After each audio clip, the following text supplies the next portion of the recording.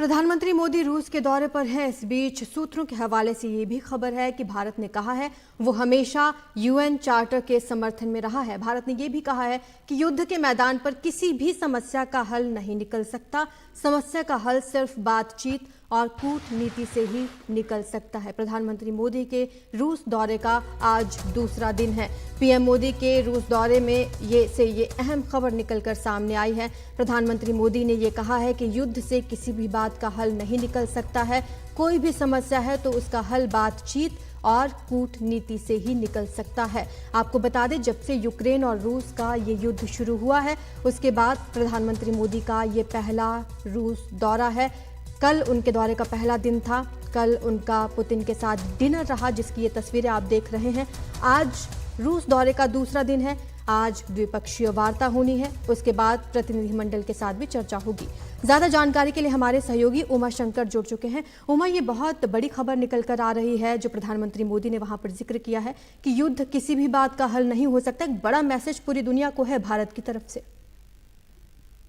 जी बिल्कुल, देखिए भारत की हमेशा से ये नीति रही है और भारत हमेशा से यूएन चार्टर के सम्मान की बात करता रहा है। यही पोजीशन जो है वो भारत की तरफ से एक बार फिर दोहराया गया है और साथ में इसमें ये बात भी कही गई है कि क्षेत्रीय अखंडता और संप्रभुता जो है वो सर्वोपरि है, वो अहम है। और जो अहम बात वो कि ये किसी भी युद्ध क्षेत्र से समाधान जो है वो नहीं निकल सकता। अंतिम जो रास्ता है, अंतिम जो उपाय है वो बातचीत ही है और कूटनीति ही है।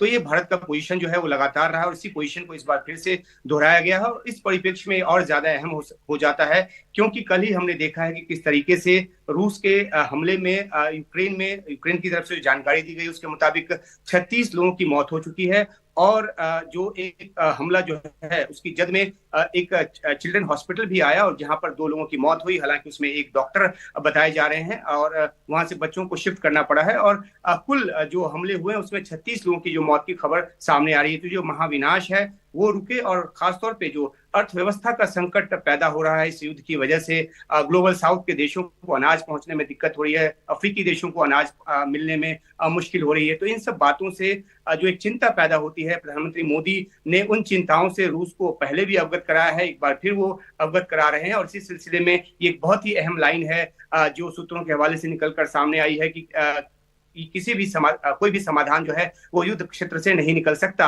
आपको याद होगा कि 2022 में समरकंद में एससीओ मीटिंग के दौरान जब साइडलाइंस में प्रधानमंत्री मोदी राष्ट्रपति पुतिन से मिले थे तो उन्होंने कहा था कि ये युद्ध का काल नहीं है और उस एक पंक्ति ने काफी एक अहमियत बटोरी थी और G20 के 2 प्रस्तावों में उसको जगह मिली। तो जाहिर सी बात है कि एक ऐसा वक्त है जहां पर यूक्रेन रूस युद्ध, दूसरी तरफ तो हमास और इजराइल युद्ध चल ही रहा है, लेकिन जो 2.5 साल से यूक्रेन रूस युद्ध चल रहा है उससे यूक्रेन से जो अनाज है जाने वाला उस पर काफी असर पड़ा है। रूस पे प्रतिबंध लगे हैं जिसकी वजह से वहां से जो उर्वरक और जो अनाज की सप्लाई होती है उस पर काफी असर पड़ा है और सबका खामियाजा दुनिया को भुगतना पड़ रहा है। और इसलिए भारत जो एक संतुलित नीति लेकर चलता रहा है जिसमें वो क्षेत्रीय अखंडता की बात भी करता रहा है, यानी कि अगर इसको इस परिप्रेक्ष्य में देखें कि किस तरीके से रूस ने यूक्रेन के 5 क्षेत्रों को एनेक्स कर लिया, उसको वहां से काट दिया और उस पर अपना हक जता रहा है। तो भारत जो है वो खुद जो इस तरह के अग्रेशन का, खासतौर पे अपने पड़ोसी मुल्क की तरफ से, चीन जैसे देश की तरफ से इस अग्रेशन का एक पीड़ित रहा है और यथास्थिति जिस तरीके से एक तरफा तरीके से बदलने की चीन की तरफ से एलएसी पे कोशिश हुई, भारत उसके भी खिलाफ रहा है। तो ऐसे में क्षेत्रीय अखंडता और संप्रभुता की जो बात करना वो लाजमी है और भारत ने यही एक संदेश देने की कोशिश की है और प्रधानमंत्री मोदी के रूस दौरे में ये बात एक बार फिर से निकलकर सामने आ रही है। जाहिर सी बात है कि राष्ट्रपति पुतिन को इस बात के लिए मनाने की कोशिश की वो शांति प्रयासों में शामिल हो। यूक्रेन को भी भारत ये संदेश जो है वो देता रहा है, लेकिन देखना है कि क्या ये कोशिश जो है कोई मूर्त रूप ले पाएगी, क्योंकि जो राष्ट्रपति पुतिन है वो अपनी तरह से अपने रवैये पे अड़े हुए हैं जहां तक यूक्रेन युद्ध की बात है। लेकिन भारत की कोशिश जो है शांति की लगातार जारी रहेगी और इस दौरे में ये बात निकलकर प्रमुखता से सामने आ रही है। बिल्कुल, शुक्रिया उमा इस तमाम जानकारी के लिए। और अगर ये कोशिश जरा भी रंग लाती है तो एक बहुत बड़ा इम्पैक्ट पूरी दुनिया पर भारत का रहेगा।